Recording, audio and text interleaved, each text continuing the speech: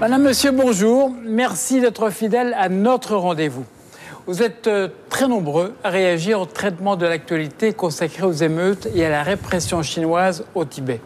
Un pays annexé par la Chine en 1950 et qui a contraint le Dalai Lama, le chef spirituel, à s'exiler à Dharamsala en Inde. Le Tibet est actuellement une région grande comme un peu plus de 2 fois la France, avec pour capitale Lhasa. Une répression chinoise qui fait mauvais genre à quelques mois des Jeux Olympiques à Pékin. La révolte des moines bouddhistes a surpris le monde. La répression policière chinoise a révolté les Occidentaux.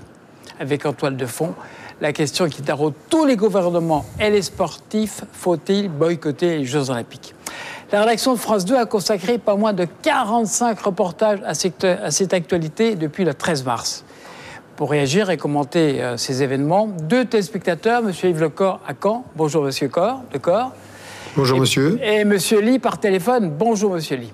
Bonjour. Avec un grand reporter, prix Albert Londres, le journaliste de la rédaction de France 2, que vous connaissez bien, et qui connaît le mieux cette région, je vais dire Philippe Rochaud. Bonjour, Philippe. Bonjour. Vous avez été correspondant permanent à Pékin pendant 6 ans, et vous avez été très souvent au Tibet, faire plusieurs magazines, pour Envoyé spécial notamment. Votre courriel, pertinent comme d'habitude, pose plusieurs questions. Quelle authenticité des reportages que vous diffusez? Quelles sont vos sources? Pourquoi parlez-vous de censure? Bref, plusieurs interpellations auxquelles nous tenterons d'apporter un début de réponse. Un rappel en images avec le récent reportage commenté par Philippe Rochaud, extrait du 20h de jeudi dernier à l'occasion de la venue de la presse, très encadrée, vous allez le voir, dans un temple de Lhasa. Dans le temple du Jokang, des moines en pleurs font irruption devant les caméras. Le gouvernement pense qu'on va tout casser, voler et tout brûler. Ils nous accusent et on ne peut pas sortir. Ils ont enfermé des moines et des gens. Nous voulons la liberté. Après ces cris du cœur, les moines du Jokang seront-ils punis ou auront-ils droit à plus de liberté? L'attitude du pouvoir chinois face à cette affaire sera un test. Il est de votre devoir de journaliste de faire savoir au monde libre ce qui se passe réellement au Tibet en ce moment. Des innocents sont abattus pour le seul fait de réclamer leur liberté. Alors Philippe Rochaud, je le disais en introduction, vous avez été 6 ans correspondant, vous connaissez bien ce continent asiatique. Alors vous avez été là-bas sur place, vous avez été surpris par cette révolte un peu brutale? Écoutez, le problème du Tibet, il existe finalement depuis 1950. Alors, il a beaucoup évolué. La répression a eu lieu aussi en 1989. On en a beaucoup parlé à l'époque. Et là, c'est la plus forte émeute, les plus fortes répressions qui ont lieu depuis cette période. Donc, finalement, ça n'est pas une surprise. Le problème du Tibet existe depuis longtemps. On s'y intéresse à des moments plus ou moins réguliers, notamment parce que là, il y a les Jeux Olympiques. Et effectivement, les moines tibétains ont profité aussi de cette opportunité à saisir. Ils auraient eu tort de s'en priver, de faire valoir leurs droits, leurs revendications, de crier un peu à cette injustice sociale à laquelle on assiste actuellement au Tibet. Donc... Alors, justement, vous qui connaissez la région et qui assurez la couverture pour France 2 régulièrement de ces événements, comment travaille un journaliste par rapport aux événements et compte tenu de la censure chinoise? Quelles sont vos sources? Êtes-vous sûr de vos informations? Alors d'abord, quand on est journaliste étranger et en plus qu'on travaille pour la télévision, c'est pas facile parce qu'avec une caméra de 10 kilos, on passe pas inaperçu. Donc il faut faire des demandes d'autorisation longtemps à l'avance. Ensuite, elles sont acceptées ou refusées. On vous demande qui vous voulez rencontrer. Et à chaque fois, vous devez avoir l'autorisation pour rencontrer les personnes. Ensuite, sur place, on vous met un guide qui est en général un guide tibétain d'ailleurs, parce que d'abord, il y a le problème de la langue. Et il y a aussi des Tibétains qui travaillent avec le pouvoir chinois. Et donc là, vous faites votre reportage. Mais par contre, ce que j'ai remarqué, c'est que le soir, on est quand même libre. On peut aller rencontrer des gens comme on veut, en faisant très attention aussi à ne pas que ces gens soient impliqués parce qu'ils nous ont parlé. Donc finalement, c'est pas non plus la Corée du Nord, si vous voulez. On arrive quand même à travailler, mais il y a aussi d'autres sources d'informations possibles, comme par exemple, il y a des photographes chinois, par exemple, qui sont au Tibet, qui s'intéressent à ce qui se passe dans la région et qui, eux, ont pu nous fournir les images que vous avez vues à l'antenne ces derniers temps. Merci Philippe pour cette première intervention. Nous allons entendre M. Lee par téléphone. La situation au Tibet, vous concerne au premier chef. Alors que pensez-vous du traitement de l'information concernant la situation au Tibet dans les journaux de France 2? Bonjour mes chers téléspectateurs. Messieurs, Je voudrais d'abord intervenir sur le reportage que vous venez de passer et nous avons visualisé. Les moines qui pleurent devant les caméras pour réclamer leur innocence. Les vidéos que nous avons visualisées, tous ont montré aussi la violence d'une minorité des moines, une minorité, on a bien insisté. Un point extrêmement important, essentiel dans ce reportage. Devant les caméras, devant les journalistes internationaux, avec toute leur liberté d'expression pendant les précieuses 15 minutes. Ils n'ont pas parlé de massacre, ni de pain de sang, ni ils parlent seulement emprisonnement de certains entre eux innocents. C'est bien ce que nous avons compris. Maintenant, veuillez me justifier la répression sanglante que vous avez parlé dans vos infos. Par la presse, connaître une erreur, c'est courageux. Autant plus que erreur est plus ou moins volontaire. Les excuses ne sont jamais trop tard. Faites-le quand vous sentez bien, quand vous sentez prêt. Et je demande aussi aux Tibétains en exil de justifier devant la presse internationale solennellement, mentir, ce n'est pas bien. Mais mentir pour avoir la compassion des gens, c'est ignoble. Monsieur Lee, je propose une rapide réponse de Philippe Rochaud. Oui. Alors d'abord, il faut voir que les moines qui ont manifesté, bon, on les a vus à l'antenne, on les a vus casser des boutiques. Moi, au début, je pensais que c'était des images de propagande qui nous étaient fournies par la télévision chinoise et j'ai eu beaucoup d'hésitation avant de les passer. Mais finalement, quelques heures après, ce sont des images de touristes qui nous ont été envoyées et qui montraient aussi la répression des moines. Ensuite, oui. Alors, on va d'ailleurs en reparler puisque nous allons diffuser un extrait tout à l'heure. Mais je vous propose d'écouter M. Lecor. Vous avez écrit à 2 ministres du gouvernement pour leur demander d'agir. Avez-vous eu des réponses, M. Lecor? Oui, j'ai même écrit à M. Sarkozy. Oui. Je pense qu'il serait indispensable que dès le mois de mai, M. Sarkozy agisse comme M. Gordon Brown et reçoive le Dalai Lama. C'est une première chose. Ensuite, je suis très ravi que Yves Luteil soit enfin démenti. Lui qui disait qu'il parlait des Tibétains comme les peuples oubliés, les oubliés du toit du monde. Maintenant, on voit que ça a changé beaucoup. Et ensuite, troisièmement, je souhaiterais que dès avant les Jeux Olympiques, la voie médiane, qui est prônée depuis très longtemps par le Dalai Lama, devienne enfin quelque chose d'effectif.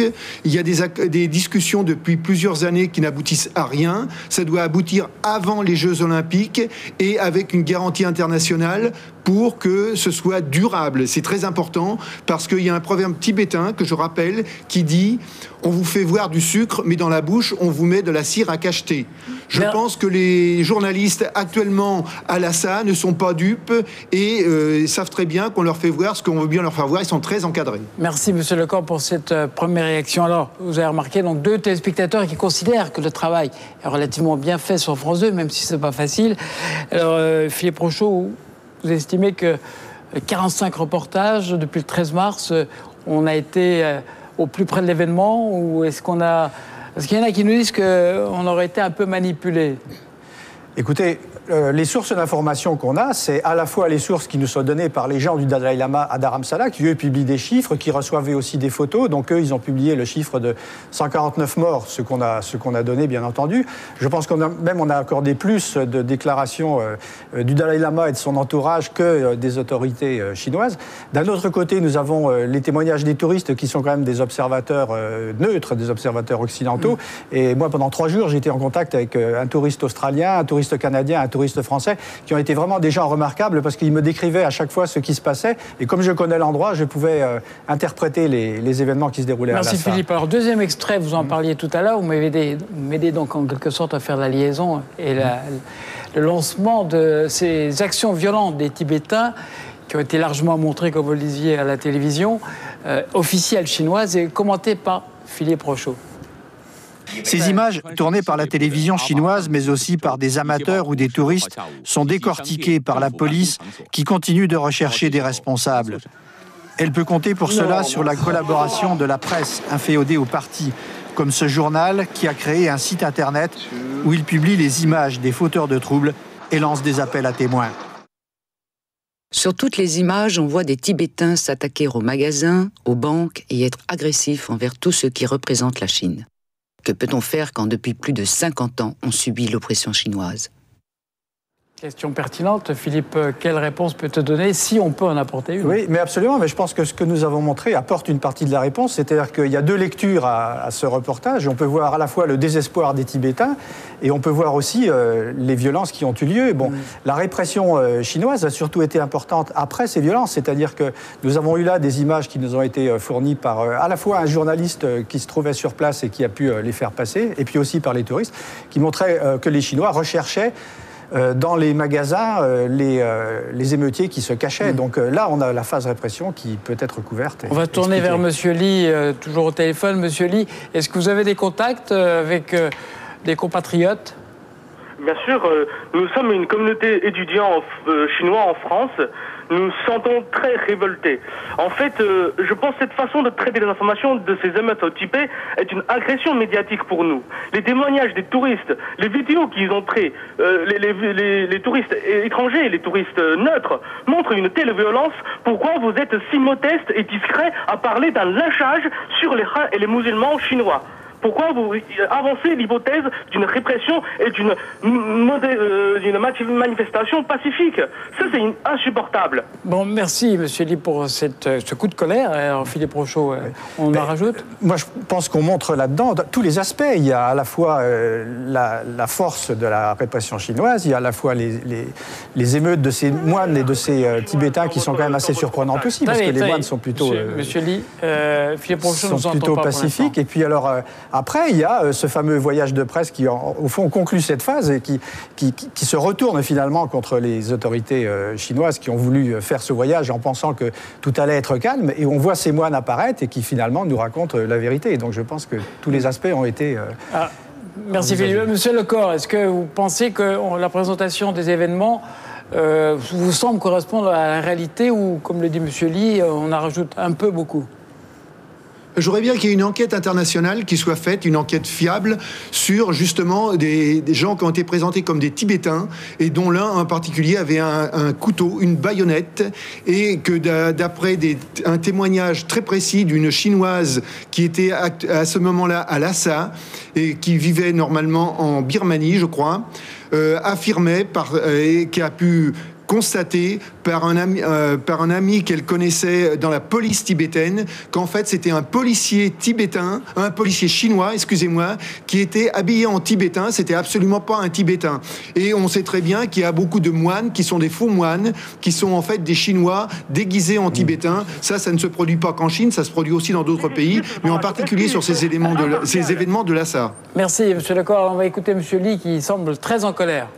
Mais nous vous accusons d'être, ne pas être impartial. Il faut demander des bonnes questions avec les bons sens exigés par votre profession.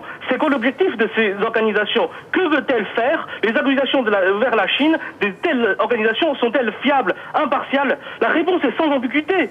Mais comment vous pouvez avancer l'hypothèse d'une répression au Tibet en sachant que ce sont des organisations qui sont contre la Chine? Et donc vous avancez une hypothèse non fondée. Alors, M. Li est très en colère, on peut le comprendre. Est-ce que ces accusations qu'il porte contre le traitement de l'actualité fait par France 2 vous paraît justifiées? Je voudrais juste d'abord dire, par rapport à ce qu'a dit M. Lecor, que dès le début, on a dit que dans ces manifestations, il y avait peut-être des provocateurs. Parce que c'est vrai aussi que dans les monastères tibétains, par exemple, on sait qu'il y a 10 à 15% de mouchards, d'informateurs. Donc il est fort possible qu'il y ait eu des provocateurs dans ces manifestations. Enfin, quand même, elles avaient une ampleur suffisante pour qu'on puisse dire que c'était vraiment le déclenchement d'une émeute. Maintenant, l'information telle qu'elle est faite sur France 2, je pense que nous avons donné à la fois tous les aspects, comme je l'ai dit tout à l'heure. Maintenant, c'est vrai qu'on ne travaille pas au Tibet comme on peut travailler aux États-Unis ou en Italie. On n'a pas un accès direct à l'information. Il faut souvent biaiser. Vous voyez, il y a une censure en Chine qui est toujours bien présente, qui est naïve, qui est grossière, qui est grotesque, mais qu'on arrive quand même à contourner justement par tous ces petits témoignages. Et puis quand on met tout ça bout à bout, on arrive à approcher de la vérité au moins. Bon, avant de nous quitter, M. Li, un dernier mot. Qu'est-ce que vous attendez de France 2? Oui, je pense qu'il faut la presse, votre presse est une presse nationale, responsable. Il faut que vous soyez responsable de l'opinion publique. C'est pas parce qu'il manque d'informations qu'il faut avancer des suspicions, suppositions, imaginations.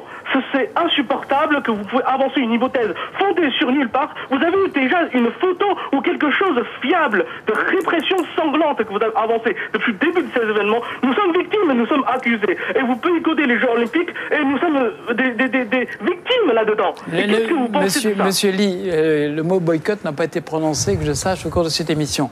Monsieur Lecor, un dernier mot. Beaucoup de reportages ont parlé de... Oui, on sait combien il faut se méfier du gouvernement chinois. On sait combien le Dalai Lama a été admiratif lorsqu'il a été reçu par Mao, et on connaît sa déception lorsqu'il est retourné au Tibet, avec tous les massacres qu'il a pu voir, et en particulier lorsqu'il est repassé dans son village, où il a vu que les gens de son village, où il était né, ne pouvaient même plus lui parler. Merci, monsieur Lecor, merci à vous deux de votre visite, merci de vos témoignages, merci Philippe pour vos remarquables analyses qu'on connaît bien.